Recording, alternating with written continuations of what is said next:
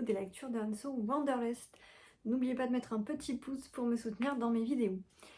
Cette semaine, j'ai décidé de vous faire un update lecture sur un roman qui a été un véritable coup de cœur pour moi.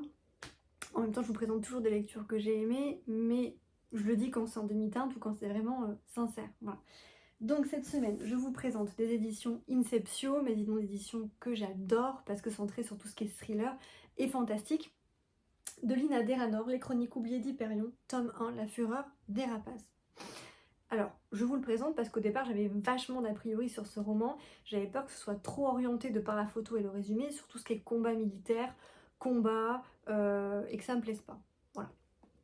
Donc, de quoi parle ce résumé ? On nous peint un monde, un univers très riche où il y a 4 continents qui se vouent une haine féroce et qui du coup, pour l'instant, ne se font pas la guerre, mais du moins la guerre est sur le point d'exploser. Voilà, la violence et la guerre ont remplacé les croyances et les enchantements, on l'apprend un tout petit peu dans le roman. Autrefois, il n'y avait pas que la violence et la guerre, il y avait autre chose, mais je ne vous en dis pas plus.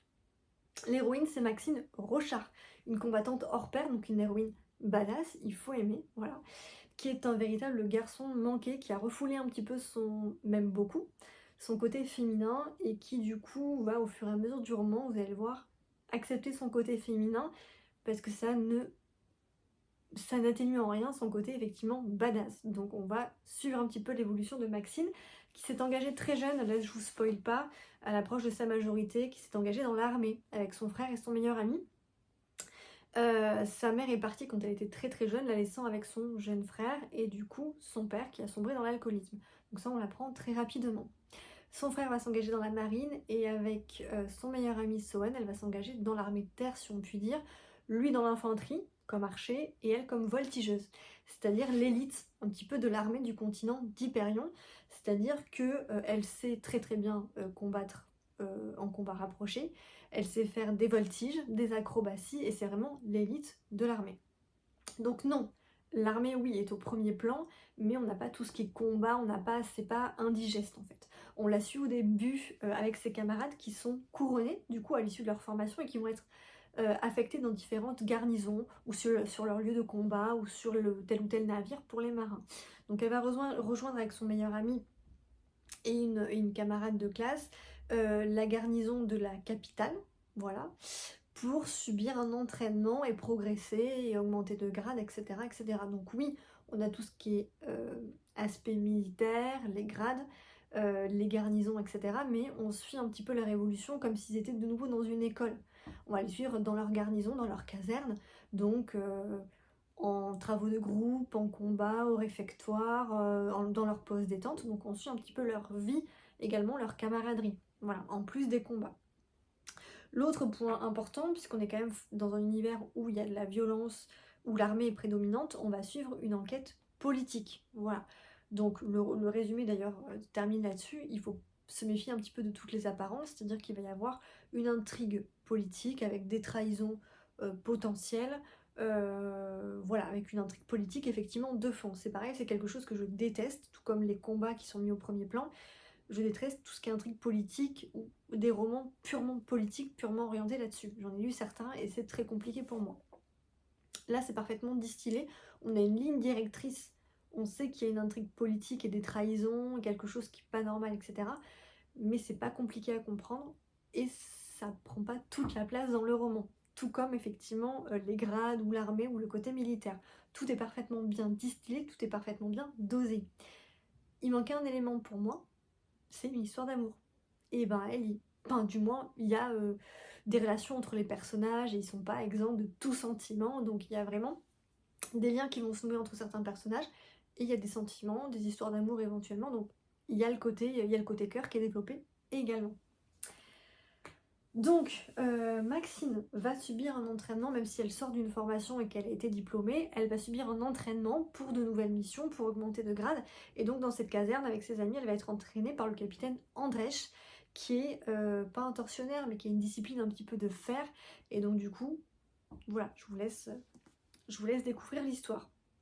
Il faut savoir que le continent d'Hyperion, où se trouve Maxine et son meilleur ami Sohen, est dirigé par un empereur tyrannique. Voilà.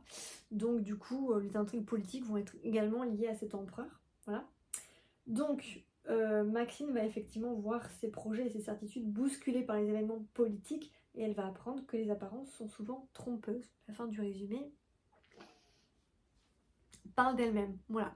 Donc c'était juste pour vous dire que pour moi les thèmes, alors pour moi à la base c'était un roman fantastique, fantastico-militaire, mais pour l'instant en tout cas le côté fantastique, je sais plus d'où je le sors, mais il me semblait, pour l'instant le côté fantastique est pas présent. C'est plutôt un univers effectivement totalement différent du nôtre avec vraiment une coloration militaire très importante. Pour ceux qui hésitaient, s'il y en a qui hésitaient comme moi à lire ce roman, franchement foncez, c'est un coup de cœur. Voilà, la plume est parfaite, l'action est bien présente, donc on a bien des combats, on a bien des missions, on a bien de l'action du coup, avec une héroïne badass, on a bien une intrigue politique du moins, et on a bien des histoires de cœur. Voilà. Mais aucun de ces éléments ne va éluder l'autre et c'est parfaitement dosé. C'est pour ça que pour moi j'ai eu un coup de cœur et j'ai vu les premiers avis Insta et sur Booktube, franchement c'est hyper positif. Voilà. Tout le monde parle de coup de cœur, hein, donc pour moi ça a été vraiment le cas, c'est pour ça que je souhaitais vous en parler. Le tome 1 se termine et on se dit mais quand est-ce que va sortir le tome 2? Donnez-nous le tome 2.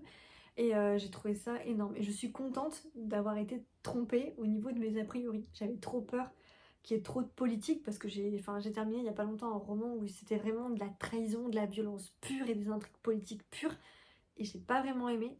Là, tout est parfaitement dosé. Donc c'est pour ça que je pense que ça plaît au plus grand nombre.